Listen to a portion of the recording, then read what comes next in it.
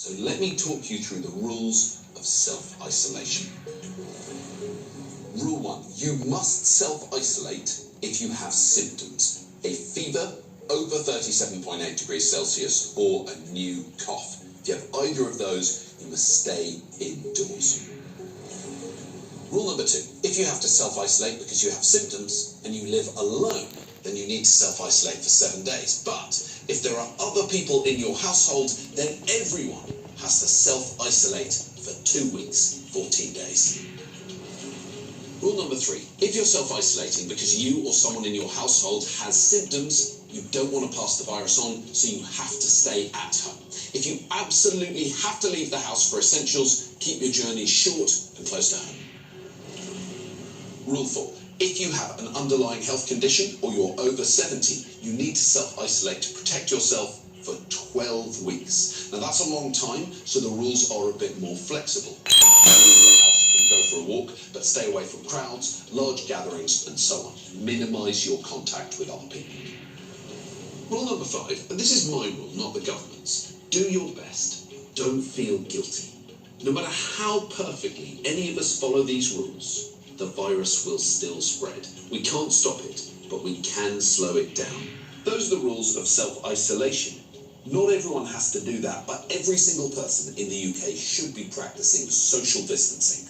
Work at home if you can, minimise your contact with other people, and avoid crowds. It's been quite difficult having our little boy, he's only 2 years old. Just keep trying to keep the kids calm, enjoying themselves. Already they're telling each other, oh, you've sneezed, you've got coronavirus, don't come near me, don't sleep with me, stay away from me, don't hug me. I don't want to get ill, and I heard the coronavirus was just like a flu. Boring.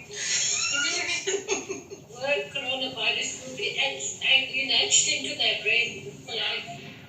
I want to understand more about the virus itself, so I'm meeting virologist Elisabetta Grappelli from St. George's Hospital. She's asked to meet at my house rather than a public place to minimize the risk of transmission.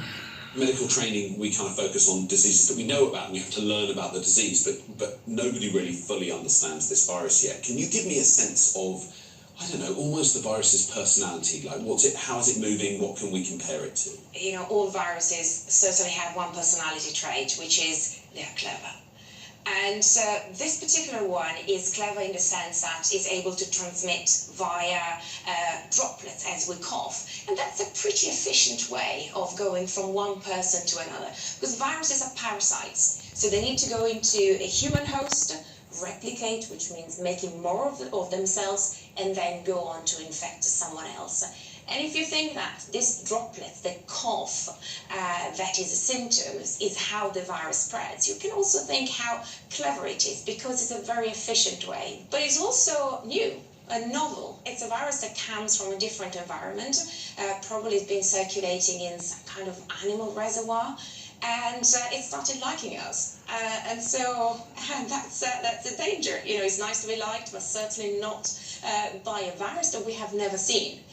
And it becomes more dangerous for us because as a society, as a population, if we've never seen a virus, none of us has any weapons against it. You've got this virus that's very clever, very sneaky, and very new, so we don't really understand the enemy. How do we stop it moving from person to person? So we do have already key pieces of information. The coughing is the way the virus uses to travel. So that's the fundamentals of physical distancing, like we're doing now. We're keeping a meter, possibly a little bit more. Therefore, the virus, if I happen to be infected, the virus will actually land before it actually comes into your personal space. The other aspect is actually the virus can land onto surfaces, and we might touch those surfaces. As human beings, we do a lot of things with our hands, including touching our mouth, our nose, or glasses, like in my case. And all of these actions basically scoop up the virus and they bring it to where it wants to be.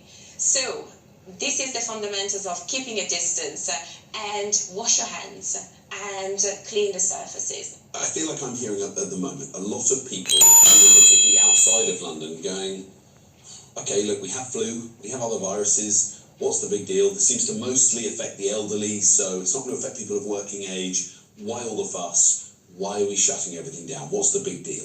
Because actually this is much more than just a flu infection, and the evidence is that 80% of the infected people will only develop mild symptoms, but this also means that 20 will actually need hospitalization. So we need to go to the hospital and properly being taken care of, and a portion of these patients will actually require intensive care. So this is 20%. This is 1 in 5. It's a lot.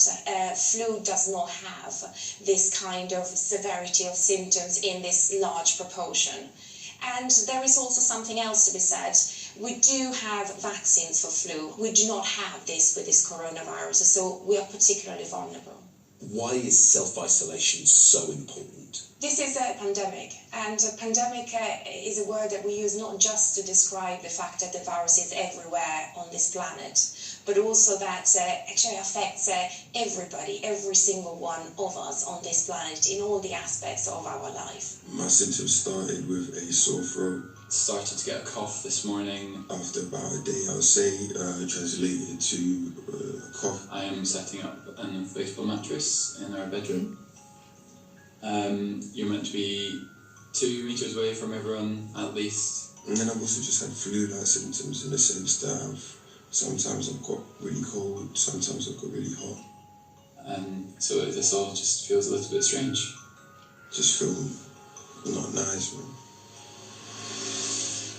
The rules of how and when to self-isolate are complicated, and so it's easy to get caught up in them and forget that a lot of us are going to be at home feeling poorly. We're going to need to manage that as well. So, if we look in the medicine cabinet, we've got a few things. The most common symptom of coronavirus is fever.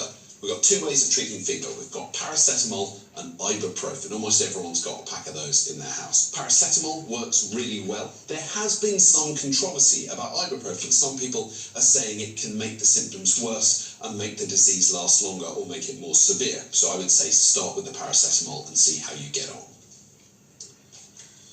The other really severe symptom of coronavirus that people talk about is the cough, and that can be very, very difficult for people. Now, if you go to the chemist, you will find lots and lots of cough remedies. Most of them don't work brilliantly. You may have a very severe cough, and these are not going to do very much good, but they might make you feel a little bit better. Final thing lots of people are getting really into is vitamins. These are my vitamins in my medicine cabinet. I take them sometimes when I'm feeling poorly, despite the fact that I know they don't really work. So it's a judgment-free zone. If you want to take vitamins, go ahead, but they're a bit of a waste of money. So in fact, most of the ways of managing illness at home do not lie in the medicine cabinet. There are some old home remedies that work pretty well. Make yourself a lemon and honey drink. That may help a bit with the cough. It'll keep you hydrated and it tastes nice. Stay hydrated. Everyone should be drinking so that you're peeing regularly. You don't have to go overboard, but you do lose a bit more fluid if you have a fever. The other thing is, if you've got a fever, simple things like a damp towel pressed to your forehead, the back of your neck or your wrists can really make things feel a lot better. In terms of nutrition, lots of people talk about special foods you should eat when you're ill. To be honest, eat what you like. Your body will guide you. If you're not hungry, relax about it. You'll be fine for a couple of days. If you're hungry for specific foods, go ahead and treat yourself. There are 2 things that are really important, and the first is rest. It sounds obvious. I think as a nation we have a tendency to try and soldier on. Well, don't do that. Relax, stay in bed, take it easy. But the other important thing is mobilize. You have to keep moving a little bit because you don't want blood clots in your legs and you don't want your lungs to shut down. So a few times a day, get out of bed, take a little walk around, shake your legs out and open your lungs. Fill them up. Try and open those air spaces, and that will help keep them healthy. I hope those things will help most of us get through it, but a few of us are going to get severely ill. If you're very short of breath or you're feeling really bad, you do need to seek help. You can't help but worry about the over 70s, you know, and everybody who's in that risk category. My mum's diabetic and in quite poor health in general. My sister's asthmatic as well. I've got an elderly mother who's 87, who's got a lot of underlying health conditions, and she's currently got a I had a cough and a cold. Families sticking together and just reaching out generally that will all come through. It's not just people with symptoms who have been asked to self-isolate. People over 70 and those who are vulnerable have also been advised to minimise social contact. I'm going to meet Peter Snow and his wife Anne, who have already been self-isolating for a week at the insistence of their son Dan. Dan, are you here? Yes. How are you doing? Very, very nice to see you. All right, come on. Good, yeah, what strange circumstances to see you in. No, man.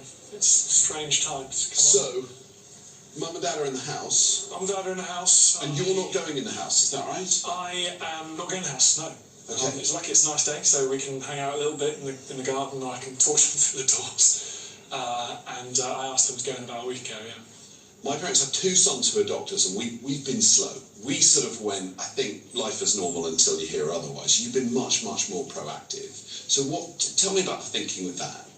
My dad's got bad lungs. He's in his 80s. He's just absolutely, straight in the crosshairs. Why not isolate if I can keep him alive till hopefully some drugs change, situation changes, we can flatten the curve, the ventilators will be available in the hospitals, whatever it might be. I thought, why not? It's the least I can do. When I came round a week ago, my dad was clearly, I could tell, looking at him, he was nervous. Should he be meeting up with us? And I said, right, let's make this really simple. Let's go into lockdown.